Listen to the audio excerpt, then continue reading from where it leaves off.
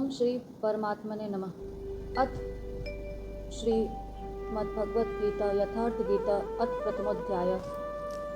धृतराष्ट्रवाच धर्मक्षेत्रे कुरुक्षेत्रे समवेतायुयुत्सुवः मामकाः पांडवाश्चैव किं कुर्वत् संजय। धृतराष्ट्र ने पूछा, हे संजय, धर्मक्षेत्र कुरुक्षेत्र में एकत्र युद्ध की इच्छा वाले मेरे और पांडवों के पुत्रों ने क्या किया। अज्ञानी रूपी धृतराष्ट्र और संजय रूपी संयम रूपी संजय अज्ञान मन के अंतराल में रहता है। अज्ञान से आवृत मन धृतराष्ट्र जन्मांध है, किंतु संयम रूपी संजय के माध्यम से वह देखता है, सुनता है और समझता है कि परमात्मा ही सत्य है। फिर भी जब तक इससे उत्पन्न मोह रूपी दुर्योधन जीवित है, इसकी दृष्टि सदैव कौरवों पर रहती है, विकारों पर ही रहती है। शरीर एक क्षेत्र है। जब हृदय देश में दैवी संपत्ति का बाहुल्य होता है तो यह शरीर धर्म क्षेत्र बन जाता है, और जब इसमें आसुरी संपत्ति का बाहुल्य होता है तो यह शरीर कुरुक्षेत्र बन जाता है। कुरु अर्थात करो, यह शब्द आदेशात्मक है। श्री कृष्ण कहते हैं, प्रकृति से उत्पन्न तीनों गुणों द्वारा परवश होकर मनुष्य कर्म करता है। वह क्षण मात्र भी कर्म किए बिना नहीं रह सकता। गुण उससे करा लेते हैं, सो जाने पर भी कर्म बंद नहीं होता। वह भी स्वस्थ शरीर की आवश्यक खुराक मात्र है। तीनों गुणों मनुष्य को देवता से कीट पर्यंत शरीरों में ही बांधते हैं।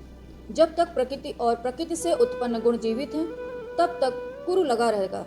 अंततः जन्म मृत्यु वाला क्षेत्र, विकारों वाला क्षेत्र कुरुक्षेत्र है, और परम धर्म परमात्मा में प्रवेश दिलाने वाली पुण्यमयी प्रवृत्तियों यानी पांडवों का क्षेत्र धर्म क्षेत्र है। पुरातत्वविद पंजाब में काशी, प्रयाग के माध्यम तथा अनेकानेक स्थलों पर कुरुक्षेत्र की शोध में लगे हैं, किंतु गीताकार ने स्वयं बताया है कि जिस क्षेत्र में यह युद्ध हुआ वह कहाँ है।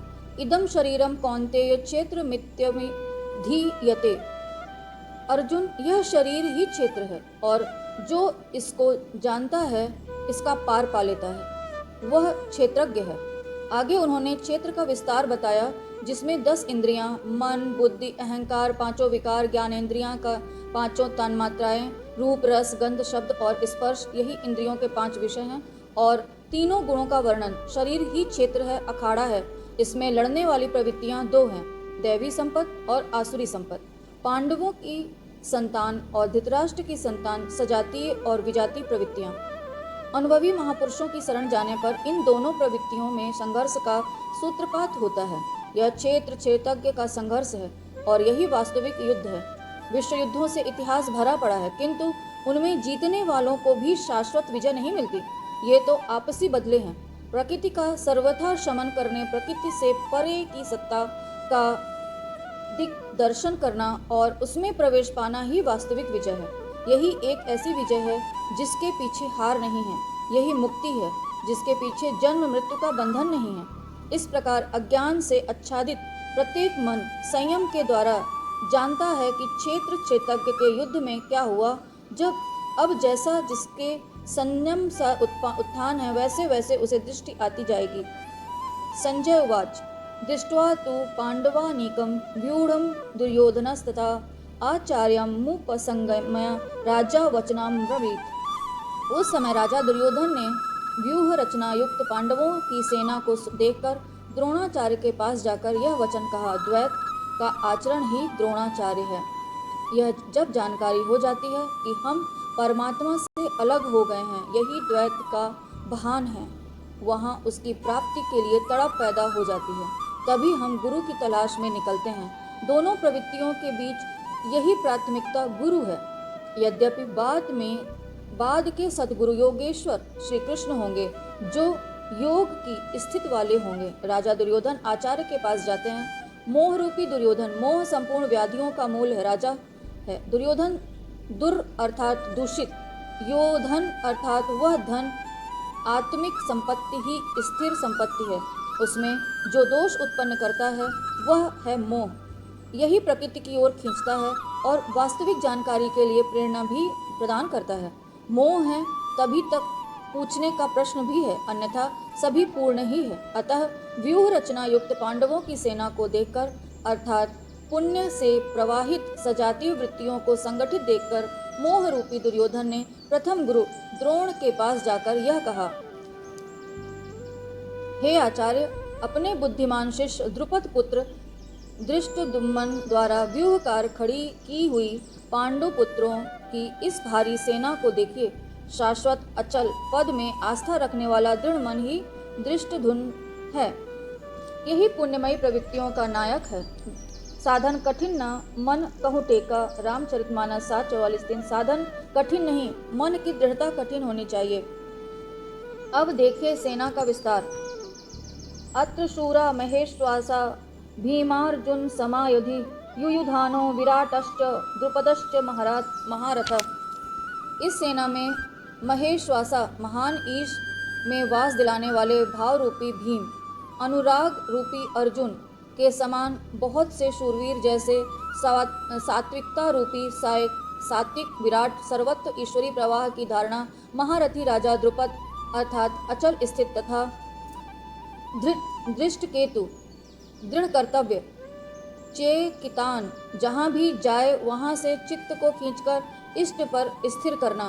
काशीराज, काया रूपी काशी में ही वह साम्राज्य है।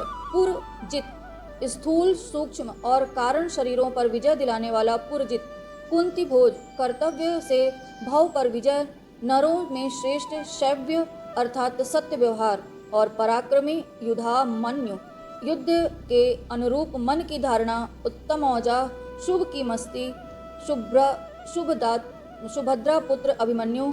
जब शुभ आधार आ जाता है तो मन भय से रहित हो जाता है। ऐसा शुभ आधार से उत्पन्न अभय मन ध्यान रूपी द्रौपदी के पांचों पुत्र प्रतिविंध्य, सुत सोम, शातानीक, श्रुतकर्मा और श्रुतकीर्ति, जो क्रमशः वात्सल्य, लावण्य, सहृदय, सौम्यता और स्थिरता के प्रतीक हैं, सब के सब महारथी हैं। साधन पथ पर समर्थ, पूर्ण योग्यता के साथ चलने वाले क्षमताएं हैं। इस प्रकार दुर्योधन ने पांडवों पक्ष के 15-20 नाम गिनाए, जो दैवीय संपत्ति के महत्वपूर्ण अंग हैं। विजातीय प्रवृत्तियों का राजा होते हुए भी मोह ही सजातीय प्रवृत्तियों को समझने के लिए बाध्य करता है। दुर्योधन अपना पक्ष संक्षेप में करता है। यदि कोई ब्रह्म युद्ध होता तो अपनी फौजी बढ़ा चढ़ाकर गिनाता। विकार कम गिनाए गए क्योंकि उन पर विजय पाना है।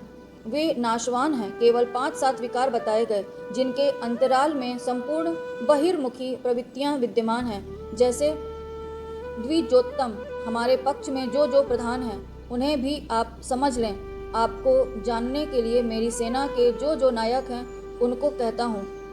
बाह्य युद्ध में सेनापति के लिए द्विजोत्तम संबोधन असामयिक है। वस्तुतः गीता में अंतःकरण की 2 प्रवृत्तियों का संघर्ष है, जिसमें द्वैत का आचरण ही द्रोण है। जब तक हम लेश मात्र भी आराध्य से अलग हैं, तब तक प्रकृति विद्यमान है, द्वैत बना है। इस द्वि पर जय पाने की प्रेरणा प्रथम गुरु द्रोणाचार्य से मिलती है। अधूरी शिक्षा ही पूर्ण जानकारी के लिए प्रेरणा प्रदान करती है। वह पूजा स्थली नहीं, वहाँ शौर्य सूचक संबोधन होना चाहिए। एक तो स्वयं आप द्वैत के आचरण रूपी द्रोणाचार्य हैं। ब्रह्म रूपी पितामह भीष्म है। ब्रह्म इन विकारों का उद्गम है, अंत तक जीवित रहता है, इसलिए पितामह है। समूची सेना मर गई, वह जीवित है। शरशैया पर अचेत था, फिर भी जीवित था। यह है ब्रह्म रूपी भीष्म। ब्रह्म अंत तक रहता है। इसी प्रकार विजातीय कर्म रूपी कर्ण तथा संग्राम विजय कृपाचार्य है। साधनावस्था में साधक द्वारा कृपा का आचरण ही कृपाचार्य है। भगवान कृपाधाम है और प्राप्ति के पश्चात संत का भी वही स्वरूप है। किंतु साधना काल में जब तक हम अलग हैं, परमात्मा अलग है। विजातीय प्रवृत्ति जीवित है, मोहमयी घिराव है। ऐसी परिस्थिति में साधक यदि कृपा का आचरण करता है तो वह नष्ट हो जाता है। सीता ने दया की तो कुछ काल लंका में प्रायश्चित करना पड़ा। विश्वामित्र दया